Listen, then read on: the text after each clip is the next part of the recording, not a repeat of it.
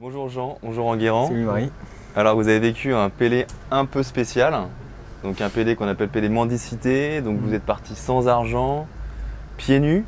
Ouais. Alors ça c'est un peu fou quand même, mais vous allez nous raconter, alors qu'est-ce qu'est le concept et puis surtout pourquoi pieds nus en fait?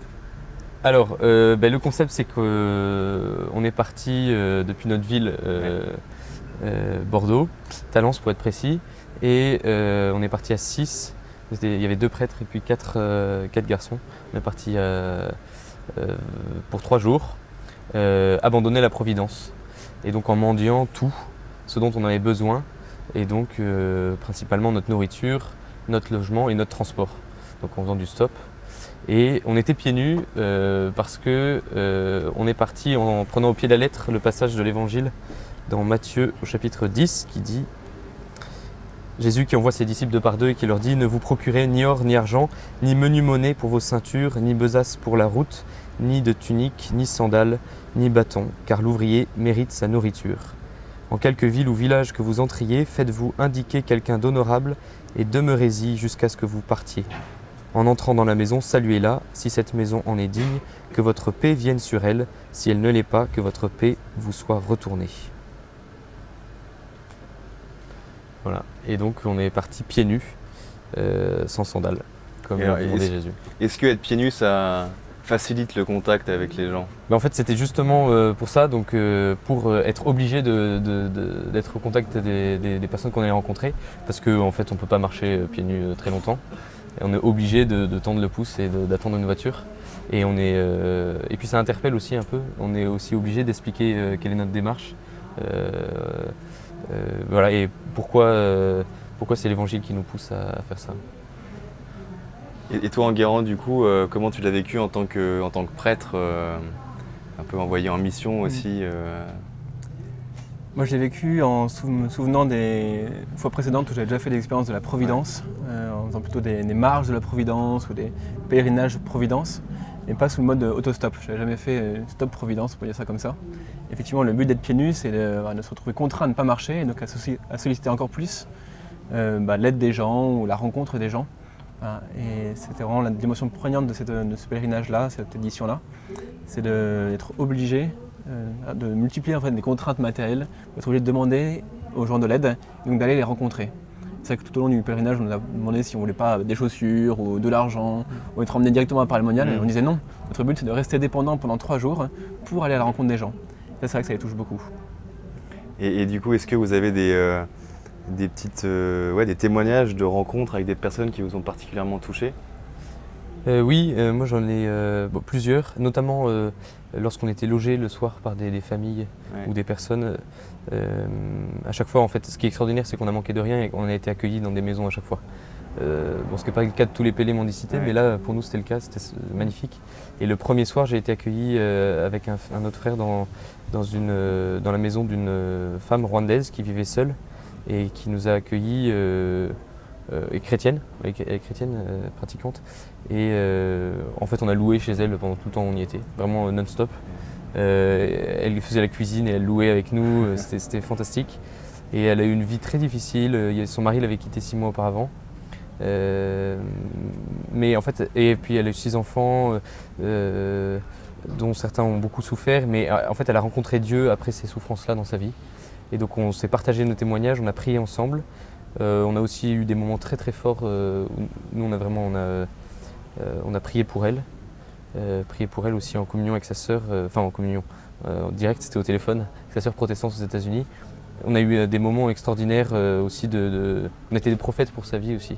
C'est là où je me suis rendu compte que non seulement elle était le signe de la providence pour nous parce qu'on avait besoin d'elle, et nous, le Seigneur nous avait envoyés auprès d'elle et elle avait besoin de nous. Et un petit signe comme ça de l'Esprit Saint, elle venait de finir une neuvaine à Cyprien et d'Aphrose, et elle a la communauté de l'Emmanuel qui a débarqué chez elle ce soir-là. C'est énorme. Ouais. Il y a un deuxième signe amusant, je crois, avec la bouteille de vin, non? Oui, en fait, 1 heure avant qu'on arrive, sans savoir qu'on allait arriver, elle avait acheté une bouteille où il y avait écrit « Pèlerin d'amour » dessus. Et il y a des pèlerins qui sont arrivés chez elle le soir même, donc elle nous l'a ouverte et c'était sympa. Un très beau signe, ouais. Ouais. Et du coup, vous avez vécu une journée ensemble, c'est ça? En fait, on était 2 par 2 D'accord. à chaque fois et chaque matin, on se retrouvait pour prier ensemble. On avait l'adoration, l'Eucharistie, puis un temps de louange et de partage. Et on repartait avec un nouveau binôme D'accord. pour la journée et la nuit suivante. D'accord, donc vous avez fait une journée tous les 2. Oui, c'est ça. Donc ça doit quand même souder un peu, quoi, d'être pieds nus, de se balader et de mendier. Oui, on apprend à se connaître aussi. Ouais. Et puis on se voit aussi en train de galérer parce que, par exemple, il y a un moment où on est resté 2h30 devant une barrière de péage à demander à une voiture de nous prendre et ça venait pas, quoi. Et donc on galère et c'était aussi une belle grâce, c'était de rester dans la louange.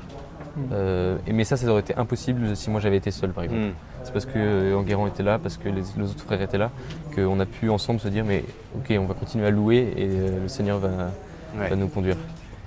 Et on ressort avec quoi de cette expérience?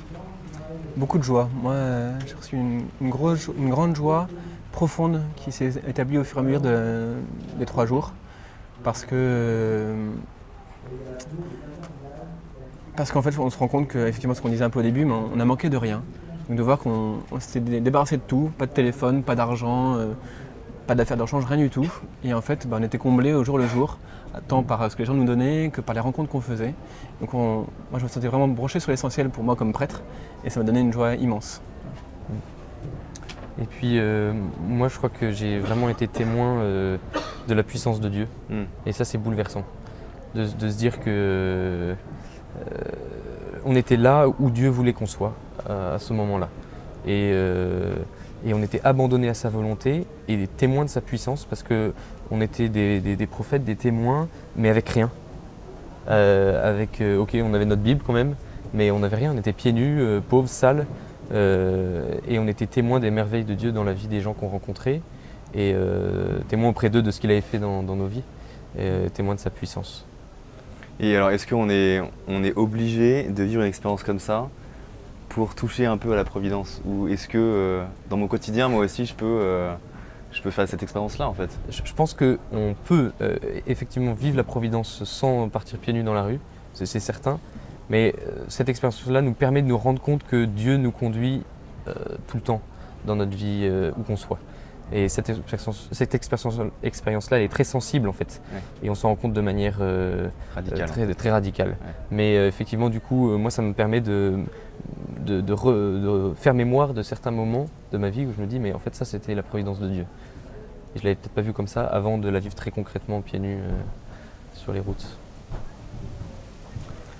Moi de mon côté, je vois à quel point c'est tellement une expérience forte de voir que vraiment le Seigneur nous conduit pour aller rencontrer des gens qu'il faut au moment où ils en ont besoin. Plusieurs fois dans les autres expériences que j'ai eues, j'étais surpris de voir qu'on est allé sonner à la personne qui a besoin d'être visitée par l'Église, qui attendait que l'Église la visite. Pourquoi est-ce qu'on vienne cette personne-là à ce moment-là, puis comme ça? C'est vraiment fort. Et je me rends compte qu'il faut, je pense, qu'on prenne les temps, moi je pense dans mon ministère, dans notre vie de tous les jours, on accepte un plus grand dépouillement, un plus grand abandon à Dieu pour que Dieu puisse se servir de nous dans notre dénouement pour les rencontrer, les gens qu'il veut qu'on aille rencontrer. Quand on n'est pas en situation de dépendance, quand on attend que les autres viennent nous voir, je pense moi dans mon presbytère ou dans ma paroisse, finalement je pense qu'on passe à côté de personnes que le Seigneur aimerait bien qu'on aille rencontrer. Donc je pense que oui, il faudrait par moment, ponctuellement, et c'est ce que fait Jésus avec ses disciples, c'est pas tout le temps qu'il les envoie, mais par moment il les envoie 2 par 2, dépouillés pour aller annoncer le royaume de Dieu. Et je pense qu'on a quelque chose à trouver ou à mettre en place de manière plus régulière. Donc si je comprends bien, en fait, l'expérience que vous avez vécue vous permet aujourd'hui plus facilement d'être à disposition et à l'écoute de ce que le Seigneur veut vous donner dans la journée, quoi, en fait. Et vous laissez plus facilement guider, en fait, peut-être, aujourd'hui. Oui, et puis guider et en fait aussi avec la certitude que finalement là où je suis maintenant, c'est là que Dieu me veut. Ouais. Et donc il me guide et maintenant je ne sais pas ce que je vais dire mais c'est Dieu qui va parler. Demain je ne sais pas où je serai mais je serai là où Dieu me veut. Et je peux me tromper mais lui il se trompera jamais. Il se trompera jamais et il me conduit. Et il conduit les personnes dont j'ai besoin jusqu'à moi aussi. Merci Jean, merci Enguerrand pour ce beau témoignage et ce beau pèlerinage que vous avez fait jusqu'à Paray-le-Monial.